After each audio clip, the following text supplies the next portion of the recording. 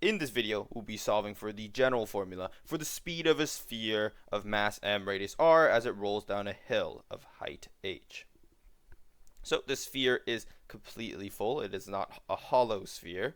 And we also know that the ball is not slipping and starts at rest. So this ball just doesn't have much resistance against friction. The friction is actually causing the ball to roll. That's what I mean by not slipping. So let's derive a general formula. Well, the first thing I notice is that it asks for the speed of a sphere, and it also gives us a height. Well, height immediately indicates to me gravitational potential energy, and tied with speed, instead of using kinematics to calculate velocities, we can use kinetic energy to calculate velocities, or speeds more specifically, and we're given the mass and the radius. And this kind of indicates to me moment of inertia of the sphere. And the reason why is because you need a mass and a radius to calculate moment of inertia of the sphere. So let's go ahead and set up the equation. Well, we know that the initial total energy or total mechanical energy of a system is simply just the gravitational potential energy. And the reason why is because this ball is at rest. And there's no movement, therefore there's no kinetic energy, there's no springs pushed up against the ball. So the only type of mechanical energy is just gravitational. And we can solve for the gravitational potential energy by just multiplying mass times gravity times height. And we have all of those details in this problem. Now, how about the final energy? Well, the final energy, assuming that the ball rolls down this entire hill and the entire thing is flat afterwards, so the ball doesn't gain any gravitational potential energy, we know that the final energy of the system just consists of the ball's kinetic energy as it rolls down the hill, and the ball's rotational kinetic energy. So the rotational kinetic energy actually matters in this case.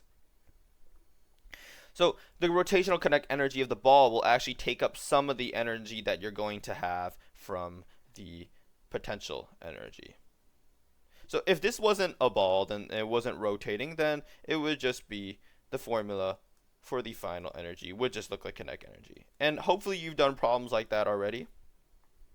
But for this problem, rotational kinetic energy takes up some of that kinetic energy.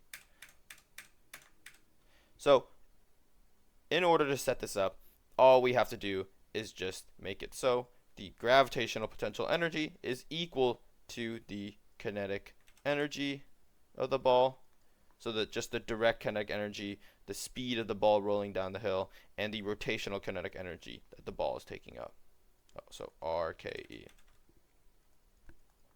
And this makes sense because of the law of conservation of energy. Initial mechanical energy and final mechanical energy should be equal to each other, assuming that there is no non-conservative forces.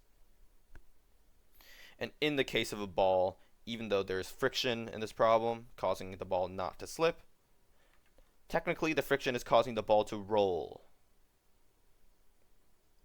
And I guess that factor that we lose from friction can be of speed can be represented by your rotational kinetic energy. But let's set up the full equation here. So we can write down all the things in the variables that we know.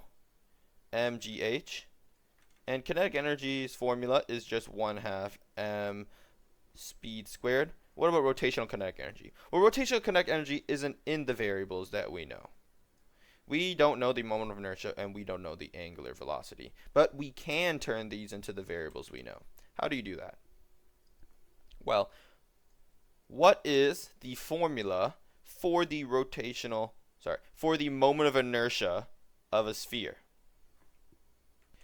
Well, if you just use a little bit of Google or maybe use the formula sheet, the moment of inertia for a sphere is 2/5 mass times radius squared. So we have the mass and we have the radius here given by mass m and radius r. How about your angular velocity? Well, angular velocity times the radius of the sphere is equal to linear velocity. So we can just simply isolate angular velocity by dividing the radius on both sides. So angular velocity also equals linear velocity divided by radius. So angular velocity is equal to linear velocity divided by, let's use lowercase r since we've been doing that the entire time.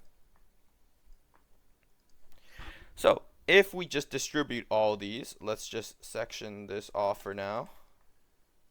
Side note, if you distribute all of these, you should get 1/2, substitute in the formula for moment of inertia, mr squared times v squared r squared, as I distributed the square in this problem. Well, a few things cancel out. The radius of the sphere cancels out, and we are just left off with these two fractions multiplied together, and these two fractions multiplied together are just 1/5 mv squared. So this right here is the formula for our rotational kinetic energy in terms of mass and speed, in terms of the linear values we all know.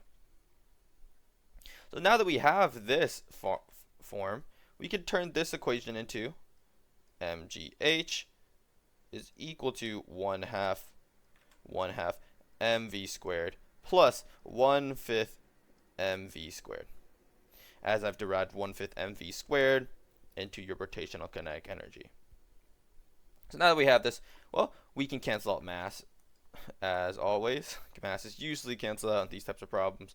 And we can also combine the 1/2 and the 1/5 here. So if we combine the 1/2 and the 1/5, we should get 7 over 10 v squared.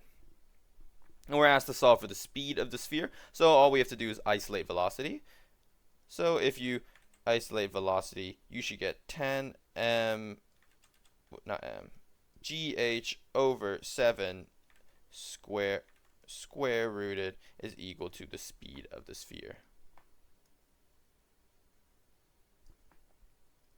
So this right here is the general formula for the speed of a sphere depending on the gravity and the height of the hill. So if you have any questions, put it down in the comment section. I hope this video helped.